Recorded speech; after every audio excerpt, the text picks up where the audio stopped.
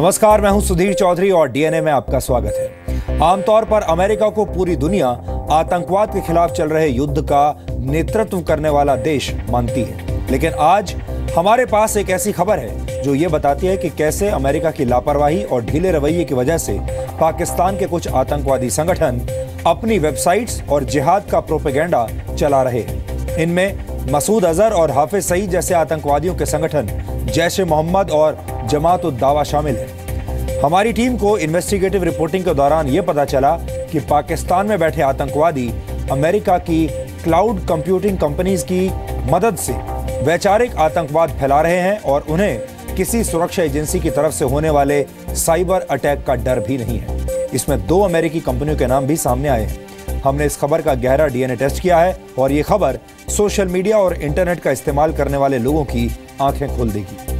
इसके बाद हम आपको ये बताएंगे कि जम्मू कश्मीर में आतंकवादी और अलगाववादी जेल में बंद होने के बाद भी सुरक्षा बलों पर पत्थरबाजी कैसे करवाते हैं। कश्मीर की बारामूला जेल से कल छापेमारी के दौरान 14 मोबाइल फोन मिले। जेल के अंदर बंद अलगाववादी, आतंकवादी और पत्थरबाज इन मोबाइल फोन्स का इस्तेमाल कर रहे थे। इनमें से 2 मोबाइल फोन अलगाववादी नेता मसर्रत आलम के हैं। जेल में मोबाइल फोन मिलने से ये बात साफ हो गई है कि सुरक्षा बलों के ऑपरेशन की जानकारी पत्थरबाजों को कैसे मिल सकती है और कैसे मिलती है, और किसी एंटी टेरर ऑपरेशन के दौरान अचानक सैकड़ों की संख्या में पत्थरबाज मौके पर कैसे पहुंच जाते हैं। ये पत्थरबाजी का व्हाट्सएप वाला फॉर्मूला है जिसके बारे में आज पूरे देश को पता होना चाहिए। इसके बाद हम आपको छत्तीसगढ़ के दंतेवाड़ा में लेकर चलेंगे। हमारे देश का एक बड़ा इलाका नक्सलवादियों के कब्जे में है और नक्सलियों को विकास कार्यों और सड़कों से नफरत है।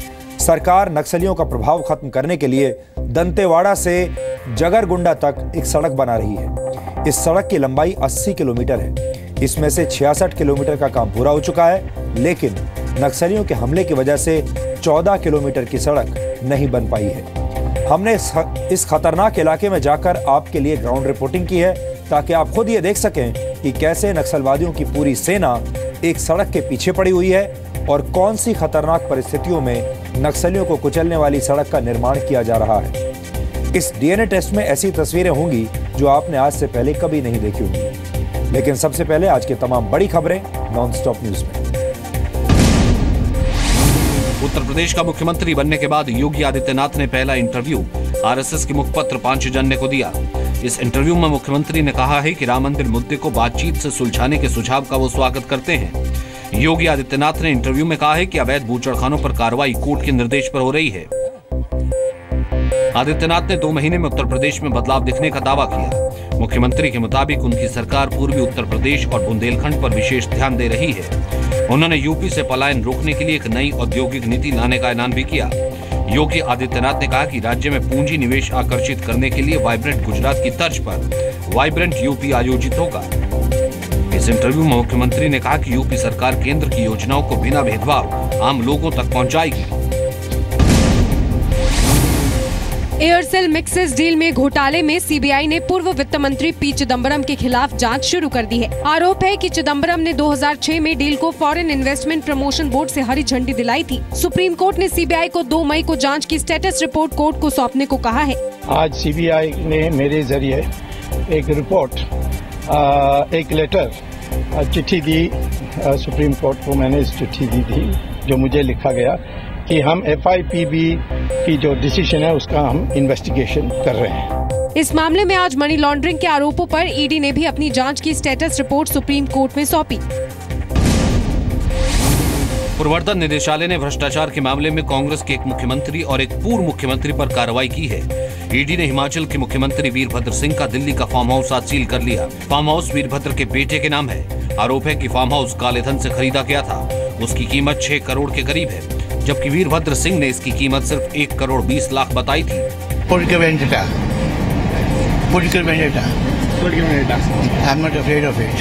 ईडी ने आज ही राजस्थान की एम्बुलेंस घोटाले में चिकित्सा हेल्थ केयर कंपनी की 11 करोड़ 57 लाख की प्रॉपर्टी जब्त कर ली। 2009 के एम्बुलेंस घोटाले में पूर्व मुख्यमंत्री अशोक गहलोत के अलावा पूर्व केंद्रीय मंत्री सचिन पायलट और पी चिदम्बरम के बेटे कार्ति चिदम्बरम भी आरोपी हैं। चिकित्सा पूर्व केंद्रीय मंत्री व्याला रवि के बेटे की कंपनी है। जम्मू कश्मीर में आतंकियों ने सीआरपीएफ पर 24 घंटे के अंदर आज दूसरा बड़ा हमला किया। श्रीनगर के पंथा चौक पर आतंकियों ने सीआरपीएफ के काफिले पर फायरिंग की, जिसमें एक जवान शहीद हो गया और 5 घायल है। हमले की जिम्मेदारी लश्कर-ए-तैयबा ने ली। सीआरपीएफ जवान लोकसभा उपचुनाव में ड्यूटी के लिए जा रहे थे। आतंकी बाइक पर सवार थे। सीआरपीएफ ने जवाबी कार्रवाई की, लेकिन आतंकी बच निकले। No, this is the sensitive time otherwise because during election separatists have given the boycott call and militants have also stepped up their activity. So we all are on high alert. आतंकियों ने कल ही जम्मू कश्मीर के नौहट्टा में CRPF के camp पर grenade से हमला किया था, जिसमें 14 जवान घायल हो गए थे और जम्मू कश्मीर पुलिस के जवान शमसुद्दीन शहीद हो गए थे। शमसुद्दीन को आज श्रीनगर में श्रद्धांजलि दी गई। जम्मू कश्मीर में सत्ताधारी पीडीपी ने आरोप लगाया है कि विपक्षी दल नेशनल कॉन्फ्रेंस पत्थरबाजों को शय दे रहा है। श्रीनगर लोकसभा उपचुनाव में उम्मीदवार नजीर खान ने ये आरोप लगाया है।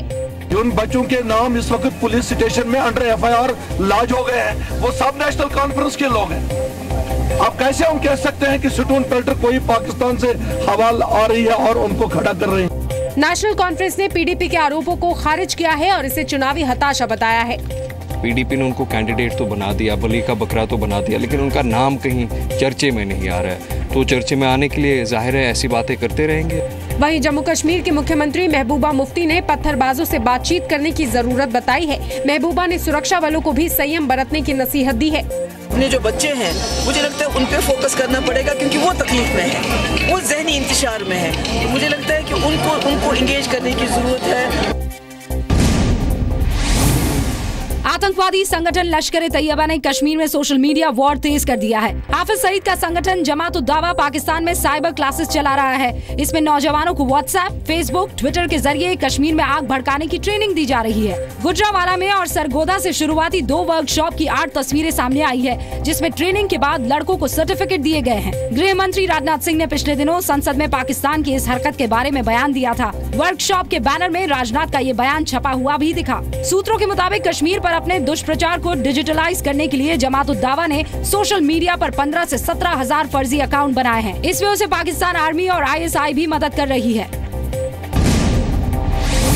2007 के अजमेर ब्लास्ट केस में आरोपी साध्वी प्रज्ञा ठाकुर और इंद्रेश कुमार को एनआईए ने क्लीन चिट दे दी।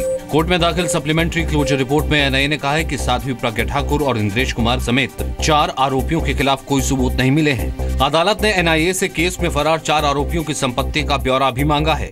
कोर्ट ने पूछा कि अब तक चारों फरार आरोपियों की संपत्ति का ब्यौरा क्यों नहीं दिया गया। मामले में अगली सुनवाई 17 अप्रैल को होगी। 22 मार्च 2017 को एनआईए कोर्ट ने देवेंद्र गुप्ता और भावेश पटेल को उम्र कैद की सजा सुनाई थी। केस में स्वामी असीमानंद को बरी किया जा चुका है। 11 अक्टूबर 2007 को अजमेर दरगाह में हुए ब्लास्ट में 3 लोगों की मौत हो गई थी, जबकि 17 लोग घायल हुए थे। दिल्ली के मुख्यमंत्री और आम आदमी पार्टी के संयोजक अरविंद केजरीवाल ने फिर से ईवीएम में छेड़खानी का आरोप लगाया है। केजरीवाल ने जांच के लिए ईवीएम को सार्वजनिक करने की मांग की है। केजरीवाल ने दावा किया है कि 72 घंटे में साबित कर देंगे कि ईवीएम में छेड़छाड़ हुई है। एक मशीन पकड़ी गई, उस मशीन में पाया गया कि सॉफ्टवेयर के साथ टैंपरिंग हुई है, सॉफ्टवेयर बदला गया है। उस मशीन का इस्तेमाल उत्तर प्रदेश विधानसभा चुनाव में हुआ था। वो मशीन जो भी बटन दबाओ बीजेपी को वोट दे रही है। आम आदमी पार्टी को हार पर मंथन करने की सलाह देने वाले चुनाव आयोग को भी केजरीवाल ने निशाने पर लिया। पूरे देश की आस्था का सवाल एक बहुत बड़ा प्रश्न चिन्ह खड़ा हो गया है। चुनाव आयोग इसको दबाने की कोशिश कर रहा है। चुनाव आयोग ने ये मशीनें कानपुर से, गोविंद नगर से मध्य प्रदेश भेजी। चुनाव आयोग की नीयत के ऊपर भी अब सवाल खड़ा हो रहा है। केजरीवाल ने दिल्ली में होने वाले एमसीडी चुनाव को टालने की भी मांग की। केजरीवाल ने ईवीएम की जगह बैलेट पेपर से चुनाव कराने की मांग की। दिल्ली में एमसीडी चुनाव के लिए नामांकन भरने के आखिरी दिन कांग्रेस को बड़ा झटका लगा है। कांग्रेस के बड़े नेता ए.के. वालिया ने इस्तीफा दे दिया। टिकट बंटवारे से नाखुश वालिया ने कहा कि पार्टी के छोटे नेता मनमानी करते हैं। कांग्रेस के वरिष्ठ नेता अम्बरीश गौतम भी चुनाव से पहले बेटे के साथ बीजेपी में शामिल हो गए। छोटे लीडर्स की जो ऐसा मौका समझ रहे हैं कि सारी पावर उनको मिल गई है, वो जिसको मर्जी आए यस कर देते हैं, जिसको मर्जी आए नो कर देते हैं। नामांकन के आखिरी दिन बीजेपी ने अपने उम्मीदवारों का आखिरी लिस्ट जारी किया। बीजेपी ने 4 मुस्लिम उम्मीदवारों को टिकट दिया है। बीजेपी ने 5 सीटें अकाली दल और 1 सीट एलजेपी के लिए छोड़ी है। दिल्ली में एमसीडी के 272 सीटों पर 23 अप्रैल को वोट डाले जाएंगे। रूस के सेंट पीटर्सबर्ग शहर में आज मेट्रो स्टेशन पर धमाके से 10 लोगों की मौत हो गई। 2 धमाकों में 50 से ज्यादा लोग जख्मी भी हो गए। सनाया स्क्वायर और टेक्नोलॉजिकल इंस्टीट्यूट मेट्रो स्टेशंस में ये धमाके भीड़-भाड़ वाले वक्त किए गए। धमाकों से मेट्रो के कोच के परखच्चे उड़ गए। सेंट पीटर्सबर्ग में ये धमाके ऐसे हुए जब रूसी राष्ट्रपति पुतिन शहर में ही मौजूद थे। धमाके के बाद शहर के 7 मेट्रो स्टेशन को बंद कर दिया गया। सुरक्षा को ध्यान में रखते हुए सभी एयरपोर्ट्स पर सुरक्षा बढ़ा दी गई है। राष्ट्रपति पुतिन ने धमाकों में मारे गए लोगों के परिवार वालों के प्रति संवेदना जताई है। प्रधानमंत्री नरेंद्र मोदी ने भी इस घटना पर शोक जताया है। ईरान ने पिछले साल पकड़े 15 भारतीय मछुआरों को रिहा कर दिया है। ये सभी मछुआरे तमिलनाडु के हैं और इन्हें बहरीन की नाव के साथ पकड़ा गया था। बहरीन के लोगों के लिए काम करने वाले इन मछुआरों को बिना इजाजत ईरानी जल क्षेत्र में प्रवेश करने पर पकड़ लिया गया था। विदेश मंत्री सुषमा स्वराज ने ट्वीट कर इसकी जानकारी दी और खुशी जताई। उन्होंने तेहरान स्थित भारतीय दूतावास का शुक्रिया भी अदा किया और मछुआरों की रिहाई में उनके अच्छे काम की तारीफ की। 500 और 2000 के नए नोट जारी करने के बाद सरकार ने अब 200 रुपए के नोट लाने का फैसला किया है। रिजर्व बैंक ऑफ इंडिया ने इसके लिए तैयारी पूरी कर ली है। 200 रुपए के ये नोट नए सिक्योरिटी फीचर्स के साथ लाए जाएंगे ताकि इनकी नकल ना हो सके। इससे पहले सरकार ने हर 3-4 साल में बड़े नोटों की सिक्योरिटी फीचर्स को बदलने की बात भी कही थी।